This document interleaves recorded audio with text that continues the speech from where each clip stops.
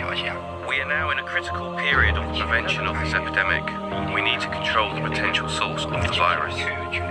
Well, the BBC's Stephen McDonald has just been to Hubei province to report. He's back in Beijing, where he's based, and this is his latest update. Everybody who's been in Hubei province is expected to stay away from their workplace for 2 weeks, and so that's what I'm doing, as others are. It's just that the authorities are taking more and more strict precautions when you go into buildings. I mean, I'm back in Beijing now. You go into buildings, you're having your temperature checked, whether it be an office building or a building where people live with flats. The streets are very quiet in the Chinese capital. I mean, it's normally kind of quiet for the Spring Festival, but it's very quiet. People are not walking around. They don't want to leave their homes if they don't have to for risk of being infected. There's an interesting comparison with SARS. So people on social media are plotting the trajectory of this coronavirus with the SARS outbreak in 2002. Now it seems that this is a much more infectious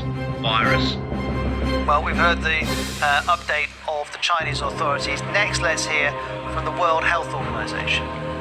The whole world needs to be on alert now. The whole world needs to take action and be ready for any cases that come, either from the original epicenter or from other epicenters that become established. The virus continues to spread, but there has been a breakthrough. Scientists in Australia have recreated this new coronavirus, and that may help efforts to diagnose and treat it.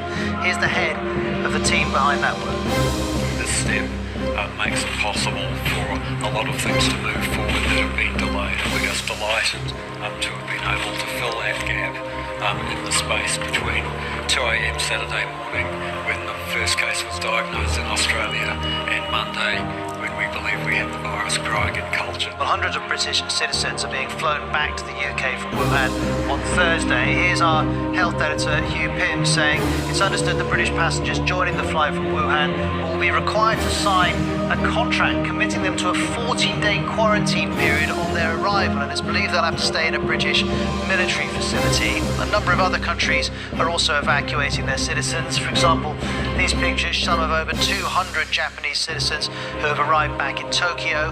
Medics carried out checks on board and at the airport, but no mandatory quarantine is planned. Then we know over 200 Americans, including diplomats and their families, have been evacuated from Wuhan, and they're now going to travel to California, where they'll be quarantined at the March Air Reserve Base. I've been speaking to the BBC's Sophie Long in Los Angeles about this. We don't know exactly how long they will stay there at the moment. We know that they will be housed there for what people are saying, a period of time that could be a couple of days or a couple of weeks. Now, that plane, US government charter plane, left China just before dawn local time. It went via Anchorage in Alaska, so they were screened twice before leaving China. They underwent 2 more screenings in Alaska before moving on again to Southern California, where they are now. Now, obviously a pretty concerning time for all those people on board. 201 US nationals, most of them diplomats, some business people as well. And we're told that when that plane landed in Alaska and the crew said,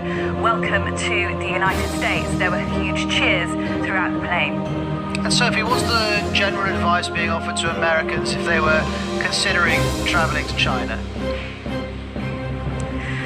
Well, if people are considering travelling to China, we're currently at a level 3, which means that people shouldn't travel. They're advised not to travel unless their travel is essential.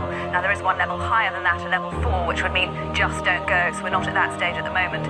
I think the message here from public health officials is to not be alarmed. They've been very clear about what's happening in China is not what's happening here in the United States. There are currently 5 confirmed cases, 2 in California, 1 in Arizona, Illinois, and 1 in Washington State as well. So the trajectory of the disease at the moment is not alarming, and people should not be alarmed in the United States. That's not to say, though, that rumours are there was an erroneous message on social media that there had been a confirmed case at the University of Southern California. Well, there was a statement from the school saying that was not the case.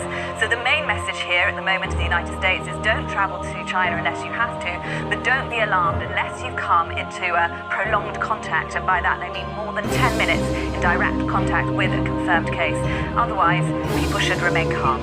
Another story here connected to the coronavirus. In the last couple of hours, World Athletics has announced the postponement of the World Indoor Championships in Nanjing in March due to fears of the coronavirus. The sports governing body is saying it's now looking to stage the event at the same venue in 1 year's time. So this virus having ramifications in lots of different areas. Other developments include British Airways announcing it suspended all direct flights to and from mainland China.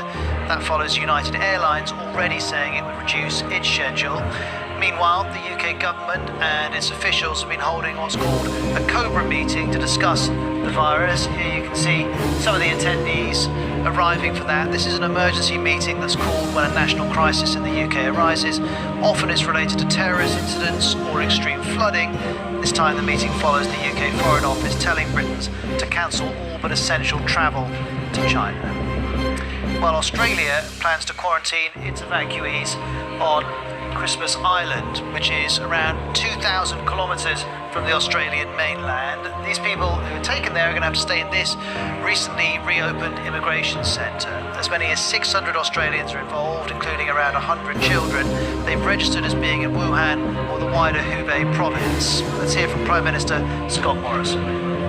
We cannot give a guarantee that this operation is able to succeed. And I also wanted to stress very clearly that we may not be in a position, if we're able to do this on one occasion, to do it on another occasion.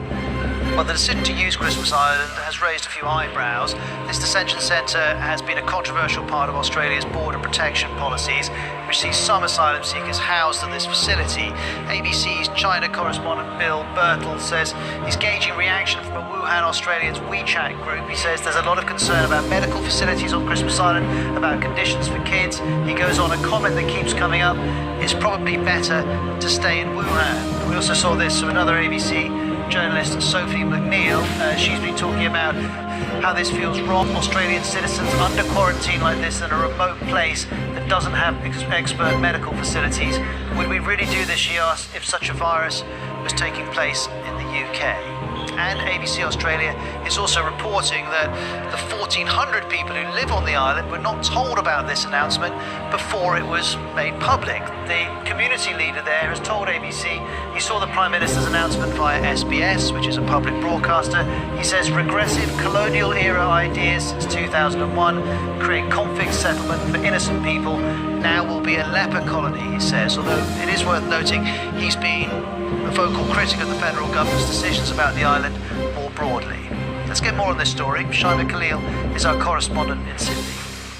This detention center is going to be quarantine zone, if you will. And upon hearing that, many have raised the question of why is it that 600 Australians, including 100 children that traveled with their families to celebrate the Lunar Year, instead of being brought to hospitals, why are they being brought to Christmas Island, about 2,000 kilometers from the mainland? It's actually closer to Indonesia than it is to Australia mainland. And while China is grappling with this ever-developing crisis, it's also taken issue with a Danish newspaper for publishing this cartoon. It's the Chinese flag. As you can see, it has virus germs in place of stars.